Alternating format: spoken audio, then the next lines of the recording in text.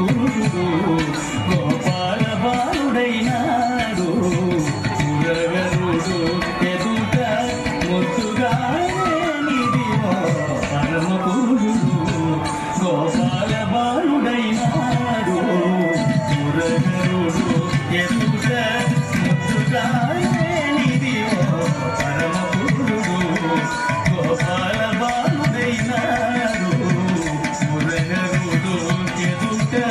ముద్దుగానే నిదివో పరమ పురుషుడు